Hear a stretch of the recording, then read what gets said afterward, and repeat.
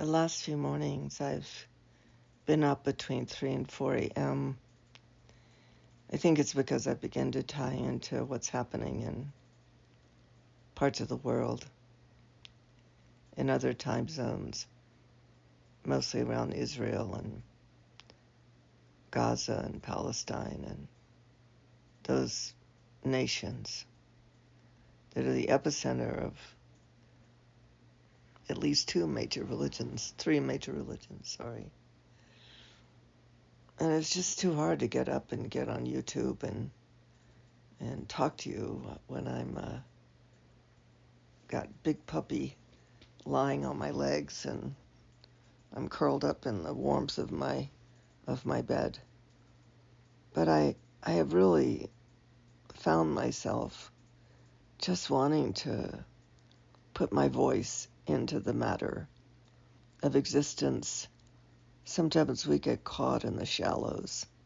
We get caught in the intrigue or the terror or the confusion or the disruption of our psyche when we don't realize that we are a species that is profoundly bonded in an incredibly interdependent way. So we, especially in the white culture of being told we're individuals and that we have to stay separate from each other and that we have to lead our own lives independent of others. It's making quite a mess at the moment because it's not true. We are a sympathetic. We're in simpathico. We have even pathology and neurology and emotional threads that bond us together in this beautiful fabric of creation that we are, regardless if we've mentally forgotten. It's just been amazing since I visited what I think is a God angel, regardless of its religious background, probably doesn't even know there are those things. This amazing watching of the fabric of human being returning to itself, regardless of itself even. Terrible things happened to human beings many millennia ago. And they turned on each other and became afraid of each other. And so I always knew this time was coming. And when I wrote, "Have them be not afraid," from the visitation I had with that God angel, it's so strange to watch and be sad and frightened and not quite know how reality is going to go and what's going to still have control of human life for a period of time. But in the midst of it, I wish you could just tie into me for a minute. It's like feeling the substance. The substance is love.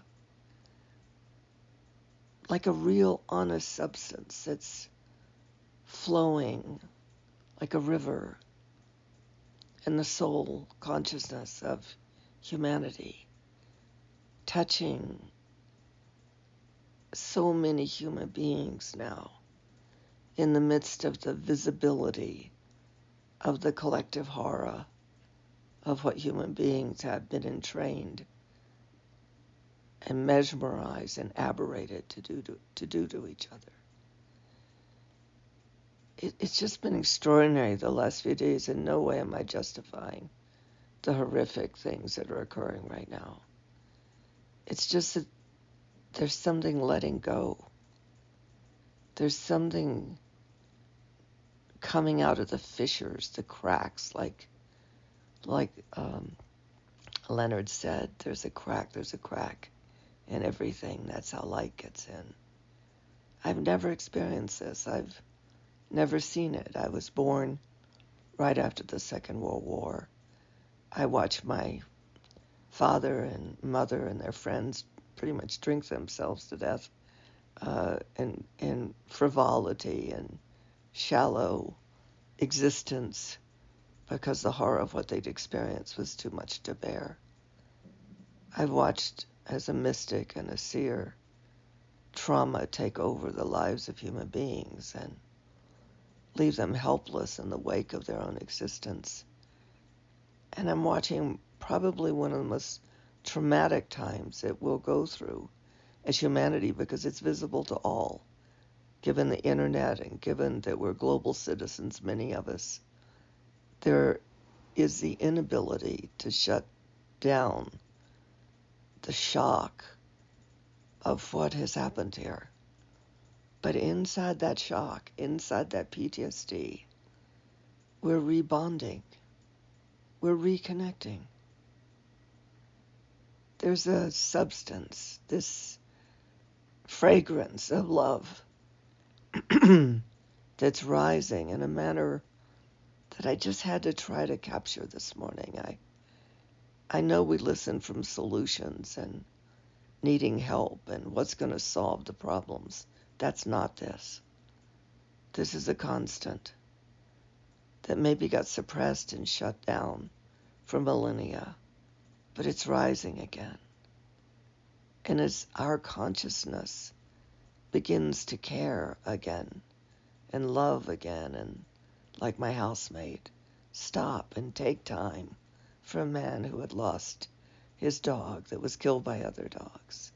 As we take time to just be there, just be for a moment, not afraid, but caring and loving and tending to the appreciation of another human life, to the appreciation of life itself, this substance is rising, this substance of connection, this substance of interactive, interrelated, interdependent alchemy that rebonds human beings into the very essence of what it is to be a human being, which is a loving, caring creature